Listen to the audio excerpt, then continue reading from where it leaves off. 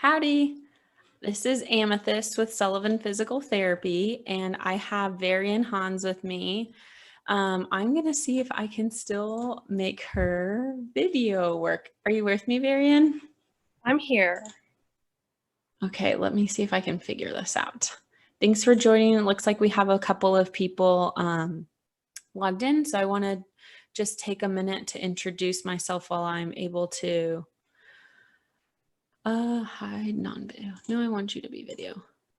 To ask questions throughout if you'd like. I'm been a therapist at Sullivan Physical Therapy for 3.5 years here, and we've worked with Varian in the past. She's done a really fun in-service for us, but we're going to hope to ask her more questions today, talking about nutrition and hormones.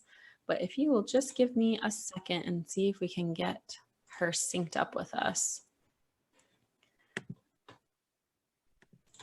Would you like to go ahead and chat, Varian, about what your kind of background while I get you on screen so everyone can see your face with us? Of course. So I'm Varian Hans. I'm currently a nutritional therapist, and I've been working in the field now for about 8 years. And so I work out of the Austin area. Currently, I'm based in Georgetown. And the majority of people that I work with are mothers, regardless if they are in preconception, pregnancy, or postpartum. I really live by the tune that once you're postpartum, you're always postpartum. And so I'm very passionate about helping women become nourished and well-fed after we have children. Oftentimes, there's a lot of discussion about nutrition and health during pregnancy, but once we have our children, things kind of just get dropped off and a little forgotten. And so whenever mothers are in the thick of it, between the late nights, all the breastfeeding, the amount of stress that comes with having a brand new person in your family, moms can kind of get the short end of the stick. And so what I do is I aim to fill in the gaps, because there's so much wonderful care and information out there between MDs, people like Sullivan Physical Therapy, different exercise sports science majors that are just fantastic resources for mothers. My goal is to fill in the gaps where other practitioners may not have the time to discuss the importance of nutrition. Yeah, and I'd like to take a really quick note to that before we dive in. Still working on getting you added in. But I think that's a really key point. I really feel for a lot of upfront providers, such as physicians, who have a lot of knowledge to share, but really aren't provided the time to. And that's where I want to acknowledge and share with my clients and patients to say, like, you and I have this space together to talk with you. This is the space to ask questions. This is the space to get that really direct one-on-one time. So it sounds like you really support and help with that too. And I'm really glad to hear that. That makes me really pleased to see. We're gonna go ahead and get going. I promise that we will see her lovely face soon. I'm so sorry. It looks like we're gonna get it sorted out here in a second, but will you go ahead and start with what kind of in broad we're talking about today in regards to supporting hormones and like basic framework? Like, what hormones are we talking about? What kind of big picture things are we looking at? It's a great question, because it is such a broad discussion. So there are different kinds of hormones. There's sex hormones like your estrogen and progesterone that are really well known, and we know how important they are for managing our menstrual cycles, including pregnancy. There's different hormones that happen after having children, like different hormones that are required for lactation. And then, of course, you have all these stress hormones. So today we are talking about a little bit of all of them.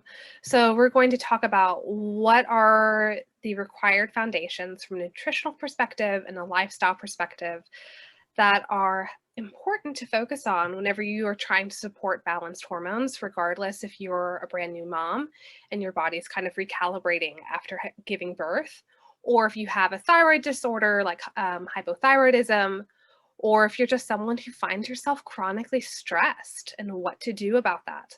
So we're not going to dive in real specific for each one of those, but I'm going to provide the framework that's helpful for all of these different areas. Excellent. Super excited. Yeah. I'm going to probably have personal questions of my own. So if you're okay with me interrupting you too. But of course, any attendees, please go ahead and ask us questions and I'll be happy to ask as we go. Okay, sounds great. So to start, one of the first pillars of this foundation of supporting overall hormone balance is going to make sure that you're eating enough. Regardless if you're a new mom and you just don't have time to eat, or if you're not even a mother and you're just a busy person, you have one job or two, or you're a caregiver, it's really easy to fall into this trap where you find yourself not eating enough. And so our body requires a significant amount of nutrients that are needed to support digestion, hormone balance, and of course, a healthy stress response. So some of the things I tell my clients to look out for, some signs that you may not be eating enough. One would be having low energy levels. Sometimes if you're regularly constipated, if you're not eating enough food, you sometimes don't have enough food to kind of push through the system and get everything out on the other side. I totally wish, yeah, I could reiterate that over and over again. Of course, I mean, I'm sure you see that with your profession. Totally. But yes, if you're regularly constipated, if you're consistently hungry, or if you're craving a lot of like high calorie junk foods, chips, sweets, caffeine, any of those cravings can be an indication that you're not getting enough either calories and or nutrients. If you're moody or irritable, that could be because you're not getting enough food to where your blood sugar's a little low, a little imbalanced.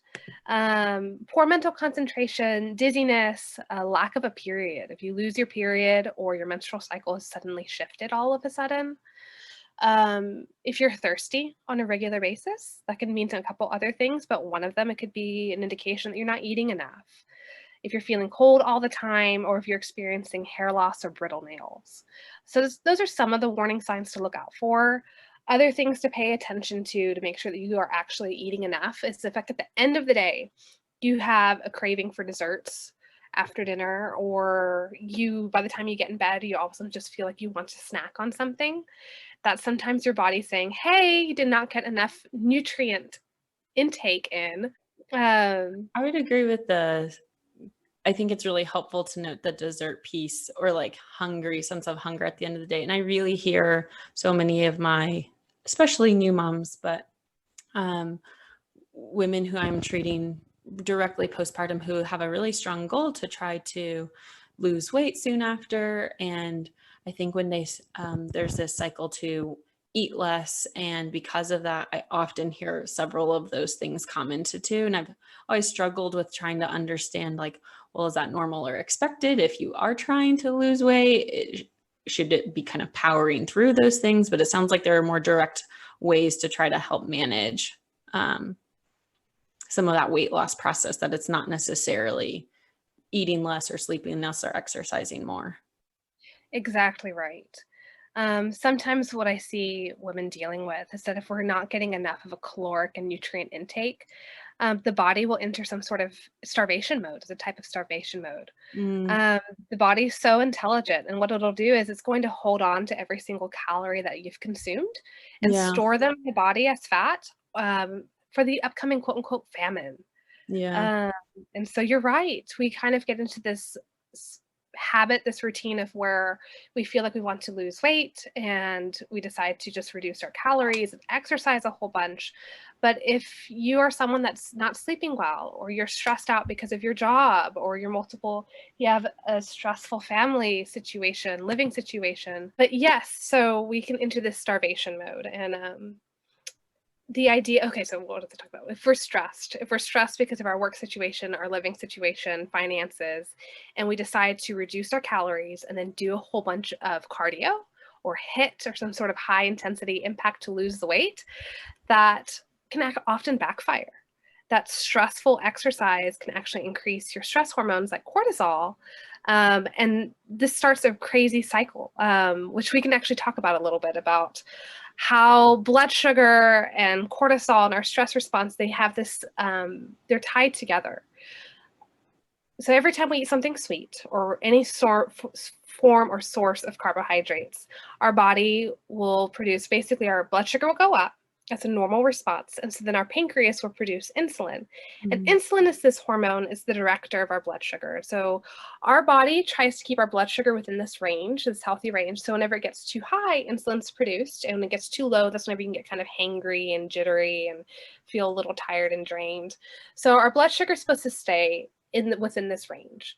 But if we eat a candy bar, cookie, and that blood sugar goes up, insulin's produced, and insulin then tells the body to take that blood sugar or that blood glucose, and it takes it and stores it into our fat cells, and that's going to be used later on as a source of energy. And so our blood sugar levels will drop by nature. If this continues to happen over time, our cells become what's called insulin resistant. We can experience something like that in a different way. So if you ever walk into a Yankee Candle store or Bed Bath & Beyond or a candle store, and you can smell all the fragrances or even the cleaning out. If you stay there long enough, you get used to it. You don't really smell the fragrances anymore. And so insulin resistance is kind of the same way. Our cells become desensitized to insulin to where our pancreas has to produce more insulin to get the adequate response of fat storage. And so then what happens is that if we continue to gain weight, we'll either store it in our buttocks, our abdomen, our hips. And adipose tissue is actually considered part of our endocrine system. Our fat cells are not just fat. We produce a cascade of hormones from our fat cells. So over time, this can cause havoc on our hormonal balance, whether that's your sex hormones or cortisol levels. And you can even take someone who's eating a beautifully low processed, low sugar diet, and if their blood sugar is really steady, but they're stressed, cortisol can also cause insulin resistance.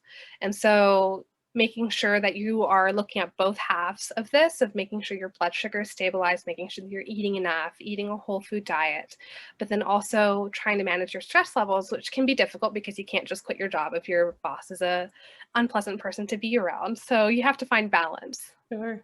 I think that's really important to note in that when you talk about nutrition, we can have these really beautiful and perfect parameters, but that if we're not supplementing that or supporting that in our environment, then it's not necessarily going to have the payoff or results maybe that we're expecting or looking for, and that they should happen hand in hand, it sounds like. Yep, absolutely. Put in my 2 weeks notice, going to the Bahamas tomorrow. Right, I quit. Everything's done. Hardly. And I think I've read too that especially, we'll talk kind of in just broad gender terms, but that women in particular kind of need and thrive on other women's support and just kind of this community, and where that helps reduce some of those stress levels, and that if we're missing some of that time to connect with friends or have a close family member to find that support, then we aren't going to be able to help manage some of those stress levels. And I think sometimes in those instances, those are the people supporting you so that you can be careful or think about nutrition in a different way, and that you can help exercise in a different way. So I like that you really emphasize that both of them need to be occurring at the same time. They do. And if I could leave anybody with one piece of advice, is if you are someone who's trying to lose weight, it's not just about caloric restriction or exercise. A big part of what I work on with my clients is making sure exactly what you just said, finding community, making sure that you have aspects and parts of your life that you really love, that light you up, whether that's you going on your morning walk, if that makes you happy, or if you're able to carve out time to read a book, something that brings you joy, whether that's spending undivided time with your child, if you don't see them during the week and you're working.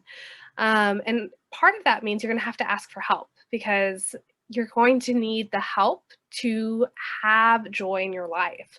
It's not just up to you. So really, I think that diet and exercise is only part of the puzzle in regards to hormone balance and weight loss. The rest of it is going to be, are you happy? Are you taking care of yourself emotionally? Do you have a support group? And it's this huge emotional aspect. Journey, totally. Well, would you mind sharing what if someone were to say, I am trying to think about eating food in a different way, where are some helpful places to start, or quick, if you were comfortable sharing like quick meals or suggestions or snacks on what someone could look for, or like a formula maybe where they could start pulling things they probably have in their pantry or fridge at home? That's a great question. So you're right. Starting off anywhere is going to make, you don't have to be perfect. Perfection is not required. So the first thing I tell people to look at is look what you have currently in your pantry. What ingredients are you using most often? Are you someone who's using boxed hamburger helper because that's the only time that you have to make a meal? Or are you someone who may already have some more frozen vegetables in your freezer that you can just steam real quick and put it alongside like a rotisserie chicken? So the first thing I look at is go take a look at your pantry, see what oils you're cooking with, what fats you're cooking with. And if you can make one swap out any vegetable oil, canola oil, margarine, safflower oil, anything that's a processed vegetable oil, ditch it. Get rid of it. It's not serving you. Those oils are so incredibly processed that they're technically rancid before they even hit the shelf. And so something to keep in mind is that every single oil and fat has what's called a smoke point, or a point of rancidity. Basically, the oil, if you ever put like olive oil in a pan and you let it smoke and it kind of stinks and it smells and your eyes are burning, that means that oil has gone rancid. It has oxidized. And so some oils and fats are more sensitive than others. So that's why, for example, you never want to cook with like at a high temperature. You never want to use olive oil at a high temperature, but you could use coconut oil that has a higher smoke point. It can handle the heat a little bit better. So making sure that you're cooking with the right oils, and these right oils, the good ones, the ones that are going to be minimally processed, they're going to be a little bit more resilient to heat and to cooking, and they're going to be more resilient to oxidizing. So they're not going to be rancid by the time they hit the shelf. It's going to be coconut oil. I love using coconut oil for cooking. You can use it to roast. You can use it in a pan to saute some vegetables. Avocado oil is another great option. It's also resilient to heat. Olive oil is fantastic. Just make sure that if you're cooking with it, it's just not going to get too hot, but you can cook with it. I cook with it. Or you can drizzle it on top of a salad. Ghee is another great option. Ghee is basically clarified butter. And so that's going to be very resilient to heat. It's also going to be, there's no lactose. And lactose is the protein that a lot of people are sensitive to if they're sensitive to dairy. So if people who have a sensitivity to dairy might find themselves tolerating ghee just fine. So you can cook with ghee. You can also use grass-fed butter. Kerrygold is a great brand. But those would be the ones I would swap in your pantry. So coconut oil, avocado oil, grass-fed butter, ghee. I think that was it. Yes, those are the 4. I would also like to make a quick personal note that Varian had talked about this with us, and that's been a really fun journey, is to like go to the oil section and like, what haven't we tried? What looks exciting or new? And I think that's been really fun to get to experiment with. I have a quick question in that note. What about recipes that would call for, when in baking, like vegetable oil? Do you think that's a clear or even swap to, coconut oil or something like that instead? Yeah, it can be. You Okay. can melt it in your microwave, just as long as it's liquid by the time you pour it into the batter, into your mix. Excellent. It should be fine. Okay. That was something I've had a difficult time swapping, and was curious on what you thought about that. It's a great question. What about, I often hear, and rightly so, this having limited time on making or prepping meals or snacks. Do you have any suggestions on what quick things you have found helpful that have worked with any of your clients, or that you find that can power a lot of nutrition in a short time frame? Absolutely. If you can use frozen vegetables that are already pre-chopped, pre-washed, easy to roast or steam, that will save you a lot of time. And also keeping in mind that you can keep your meals very simple. What I do, I have this framework for people. I kind of break up your meals into 3 categories. First is going to be the vegetable. The next is going to be the protein. So it can be animal-based or plant-based, but typically for women who are within their fertile chapter of their life, I recommend eating animal proteins. And then the third portion is going to be grains if you're someone who tolerates grains. So that could be rice, quinoa, it could be even legumes like your beans and lentils. And just breaking it up into those categories to where you can mix and match. Something to keep in mind is that if you spend time cooking, if you're someone who meal preps, you can prep these 3 different categories once a week, and then you can mix and match them.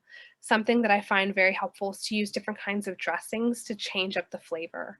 So you can make like an avocado and cilantro dressing just with your food processor. Use like half an avocado, a splash of lemon juice, a splash of avocado oil, some salt, some cumin, and you blend it all up. And that will keep for about 3 days. And that goes beautifully over some chicken to where you can actually like steam some rice, make some rice, put roasted vegetables on top, like onions, bell peppers, put some chicken on top, and put that avocado dressing on top to where you kind of have a more Mexican flavored meal.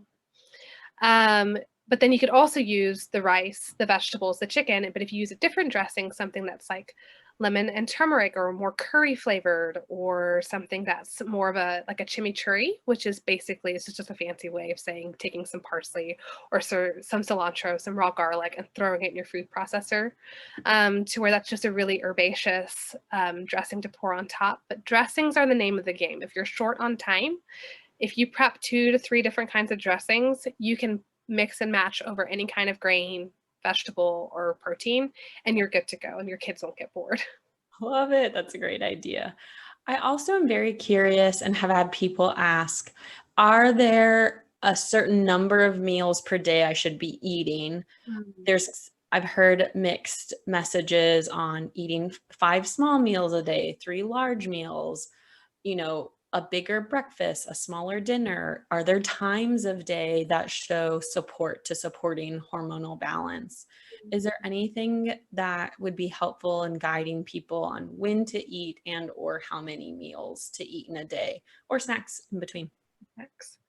I would say it totally depends on the person.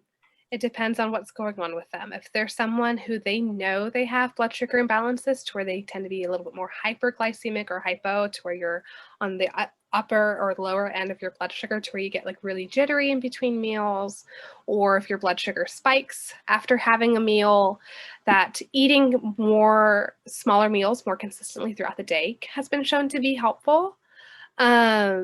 What I would suggest, that's kind of a blanket suggestion that would work for most people, is making sure that you are definitely starting your day with breakfast. I know that people say that breakfast is the most important meal of the day. That term is so cliche at this point. But I would say it's the most important meal of the day in regards to supporting your hormone balance. Because if you fasted, you ate dinner, you went to sleep, your body has taken a break from eating to where your body at that point, depending on what time you ate dinner, is regulating its blood sugar with its own fat stores. So basically your fat's able to release glucose, and that glucose is what regulates your blood sugar. But if you're someone who's waking up throughout the night to breastfeed, or you have children that's waking you up, or you're just not a good sleeper, or you have a very stressful life to where by the time your feet hit the ground whenever you wake up, it's a stressful day, you are on, you're going. What can happen is, and this can happen over time, is that the body can become addicted to stress hormones. Stress hormones are, they get such a bad rap. They do. But stress hormones are a evolutionary marvel. Stress hormones are here to keep us going and surviving.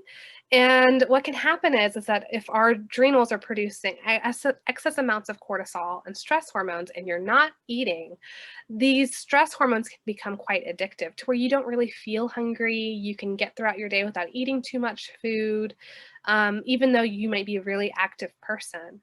And from a hormone perspective, eating breakfast allows you to kind of switch that a little bit. So instead of to where you're just relying on stress hormones to get you throughout your day, you can now rely on your blood sugar to where that's honestly better from a hormone perspective.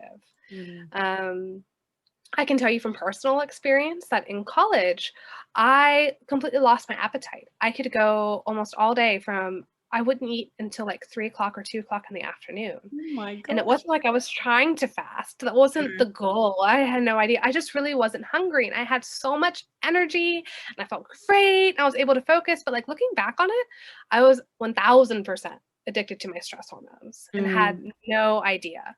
And so then in the evenings, I would scarf down. Thankfully, I mean, I would eat well. I'd eat pretty healthily, but I would just eat too much. It was too quickly, and I never really digested my food very well. I'd be really prone to having salt or sugar cravings. And so like looking back in college for about 4 years, I was 100% addicted to my stress hormones. But if I had simply eaten breakfast, it would have switched the pathway a little bit from starting your day on stress hormones or starting your day with your blood sugar. Does that make any sense? That's really helpful to hear. And I've never considered asking this, but this is probably a hot topic. Maybe save it for later. But do you feel like with the rise in popularity of intermittent fasting, that drives some of that body's work where you said you have a lot of energy, but that energy is coming from maybe stress hormones rather than energy from a proper natural blood sugar course? That's a great question. And I kind of go back and forth. I don't have my opinion 100% made on this because I think Mhm. that intermittent fasting can be very beneficial for some people. Mm. Um, but in regards to someone where we know they need nutrition, they Mhm. are someone who's had multiple children, they've had one child, they're pregnant, or they were pregnant and they lost a child, the body needs nutrition to recover. Pregnancy, birth, and lactation is the most stressful and like nutrient demanding time of your life. It is like a marathon to where even if you're like out of the woods, your kids are 7 and 8 years old or they're 10 years old, but let's just say you never really ate really well, like you never nourished yourself after having your children. I would say that intermittent fasting may not be the first go-to I would suggest for losing weight. Let's see what would happen if you actually ate good nutrient-dense food that was tailored for that individual person, then see what happens. I love that. Um, That's very helpful. yeah, and if there's someone, let's just say, even if they don't have any children, but they're just stressed all the time, or there's someone who's never really had a clean diet. They say they grew up on eating McDonald's their entire life, and once they got to college, they drank and smoked, and they never really have had a good season in their life of where they're eating nutrient-dense food. Intermittent fasting, yes, you're going to lose the weight, and yes, a lot of people will keep it off, but yes, you're going to be relying on stress hormones for energy as well as ketones. I think the body thrives from the stance of promoting long-term health. What I mean by that, from a hormonal perspective, it all depends on the person. Because yes, there's some evidence intermittent fasting can help with preventing Alzheimer's. There's all of the thing is about nutrition. There's no one size fits all. It does seem, but I like that. I think that's important. I think it allows opportunity for people to really find something that works well for them, where some foods will serve you well, but not serve me well, and vice versa. And the thing is, you can find a balance. You can intermittent fast and still eat well and still support your stress hormones. You can find a balance. It just might take some tweaking. Right. Because everyone probably needs it. I need a quick water break, but could we talk about water next and share a little bit more about all of its importance? Because I also feel like I harp on this with a lot of my clients. Yes, water is the most common nutrient deficiency in the United States. The majority of us are some amount of chronically dehydrated. And so there's two different kinds of dehydration. There's one that's just mild dehydration, and there's the more severe. And so today we're going to talk about what symptoms the body's trying to communicate to you if you may be dehydrated. And so the first one would be, the early signs of dehydration would be anxiety, fatigue, depression, irritability, having cravings like chronic sweet sugar cravings, even headaches or cramping, like muscular tension, whether that's in your shoulders or if you're experiencing heavy cramping during your menstrual cycle. And so the importance of being hydrated is that it is used for every single part of your body, from every single organ to different kinds of cascades, whether that's your hormone production. But the purpose of being well hydrated is that it transports nutrients into all the cells via the circulatory system. It's also going to moisten our lungs. We have easier breathing, and all of us are wearing masks these days. And so we can get kind of dry in the back of our throat. We want to make sure that we're staying really well hydrated. We use water to regulate our blood temperature. It also helps with digestion. We need to be well hydrated to prevent constipation and move everything along. It lubricates our joints. Sometimes people who are chronically dehydrated for years and years and years can have joint problems later in life. I'm not saying that's the only cause of having joint problems, but it can contribute. But then also, just something to keep in mind is that the body produces about 8% of its daily water needs through different metabolic processes. But the 92% of the required needs, we have to get that from our food and from our water. So we have to make sure we are drinking water. Some of the tips that I share with my clients to promote overall hydration is to make sure that you're drinking half of your body weight in ounces every single day. Making sure that you're sipping your water versus chugging it. If we chug it, we have a difficult time just absorbing it really well, and that can lead you running to the restroom all day long. Making sure that you're using good quality water so that it's well filtered, and using electrolytes. Electrolytes are the minerals that are required to uptake water into our cells. Without those minerals, our body has a really difficult time absorbing and utilizing water very well. We are mineral beings. We are electrical beings. Our body needs minerals. And so depending on the person, the different trace minerals will vary, recommendations will vary. But you can also get water from your food. Eating one raw apple actually has a significant amount of water in it. And because there's already the minerals there, there's the soluble fiber already in the apple that slows down digestion to where your body can actually slow down and take the time to absorb the water well out of your digestive system. Eating an apple is actually more hydrating than just chugging an 8-ounce glass of water. I have apples for my snack today. So excited. There you go. Do you recommend any particular water filter? I think that one day I took a rabbit hole and, now I was staring at 20 different filter options and systems. Do you think that there's one that has served you or your clients well, one that you would definitely stay away from? Just drink the tap with a Brita on it. Anything that you would say, like off the top of your head, would recommend? Sure. Well, having any sort of water filtration system is going to be better than having none.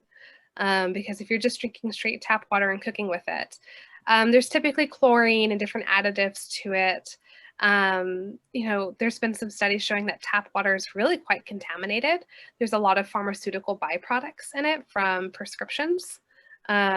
Basically what happens is people consume prescriptions and then they use the toilet, and that water gets into our wastewater department, and that water gets refiltered, and depending on where it all comes from and how the filtration process happens, it's another conversation for another day, but that some of those byproducts can end up in our tap water over time. And so any water filtration system will be better, but you're right, it is a rabbit hole.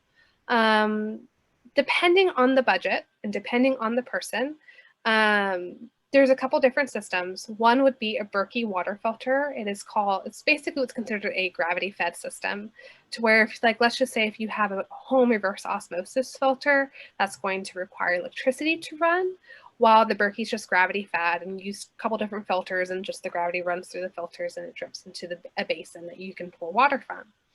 That's a pretty good one. It has some problems with it, but overall, it's a really good option for people. Another one, I think it's called an AquaTrue. We might have to follow up with the actual brands in the email for these. Yeah, that'd be cool. But I think it's called an AquaTrue, and it's a countertop reverse osmosis filter. That's a great one. You can also buy those big blue jugs that you can refill with water at your grocery store. That is a great affordable option. If you do not have the means to spend on a home water filtration system, that is a great source of water. And then finally, there is one more, and I cannot recall the name, but it is a pitcher system. It looks just like a Brita. It's basically just as affordable as a Brita, but it's better. And that's another one that if you just want to spend no more than $50, that's a great option. Okay. I'm excited. Yeah, maybe we can send some of those out to our listeners, and that would be helpful just to get an idea. at least Yeah. personally. That'd be great. Not only in food, I understand that nutrition, with our last few minutes here, to support hormones, but you've made a few comments too on like cooking with water and maybe how some of the things in our environment, such as stress, can influence that. Are there any other things that might occur either in the household that you would say to further support some of that nutritional, to further support some of that hormone balance besides nutrition and water? Are there any other things people should kind of keep an eye out as a big picture supplemental piece in helping regulate some of those body functions?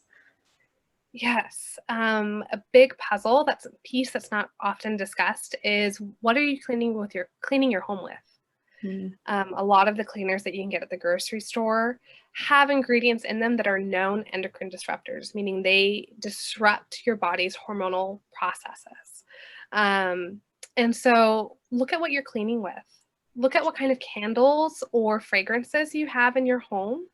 The term fragrance or perfume, if you look at the back of a candle or even a body lotion or cleaner and it says the word perfume or fragrance, that is a loophole in the system to where that can be over, I think it's 82, it might be even numbered. I'm going to stay on the conservative side and say that it could be 82 different ingredients. Wow. So the term fragrance is rather vague. It's a catch-all. The majority of those ingredients are known endocrine disruptors, and they are not allowed to be used in home care or personal products in the United Kingdom. And so the United Kingdom has a much tighter rein on what ingredients are put into body care and home care, but here in the States, it's kind of a free-for-all. And making sure that you're cleaning your home with ingredients that, if you look on the back of a bottle and it has no information on the ingredients, that's a red flag number one. Don't buy it. If it does, and it includes things you can't really pronounce, or if it has the word perfume in it, I would say ditch it. And the thing is, you can actually make your cleaners at home and keep it rather affordable. But the biggest thing is making sure that anything you put, we're really concerned about what we're putting into our body, but what we're putting on our body also matters. So looking at your makeups, your lotions, your shampoos and conditioners, different things like that. I'm not saying you have to get rid of everything all at once. It can be a journey. I can tell you that's a process I have been working on since my senior year in high school. And it's taken me that long to really rein in on my entire routine and home care. But it is doable, and it doesn't need to take you that long either. But I just took my time with it. But just being aware of what you put into your home, what you put onto your body, can really influence and make or break your hormone balance. And so I think you and I have already talked about this. I've written up an ebook all about your home care and how you clean your home. And so I would love to share that with the people that are attending, to where they can have that, That would be really, that information. that would be really great. And there was this one piece of information you had shared with me that blew my mind, because I think it's a beautiful use of semantics of fragrance-free versus unscented. And to me, that was mind-blowing. I had no idea. What had you commented to that? Was it that fragrance-free is typically there is a fragrance, but it could have been something used to mask there, whereas unscented is like there was nothing added to this to provide a scent? So crazy. Yeah, that's exactly right. Super sneaky. Hard to keep track of all of those things. But I do feel like having resources would be really helpful to give people an idea of what they can add in or kind of start substituting. Because you're right, I think it is very overwhelming to look from pantry to fridge to snacks that we can grab, water, where I want people to feel empowered that they have so many options and opportunities to make small changes, rather than needing to go from today into tomorrow and wiping everything clean. Because I think there's certainly, like you said, a balance to that, where that can become stressful, and we don't want to create that. We want it to be a learning opportunity rather than this overwhelming sense of kind of doom or dread, because I don't think that's necessarily the case. Yeah, that's exactly right. Well, Varian, I appreciate you joining us today. I'm so excited. And for anyone watching / listening, you probably saw my face for a few minutes with that lovely Varian. So thanks for holding out with us. We will be sending this out, but please feel free to reach out to me, Amethyst at sullivanphysicaltherapy.com. For emails, and Varian, we'll end up sending out some of your information too. If you feel comfortable sharing your email, and it looks like we'll end up sending some of your ideas and or brands, would be really helpful too. Yes, absolutely. Well, thank you for having me. Yeah, thank you so much. I look forward to chatting with you soon. Sounds good. Yeah. Bye-bye. Bye.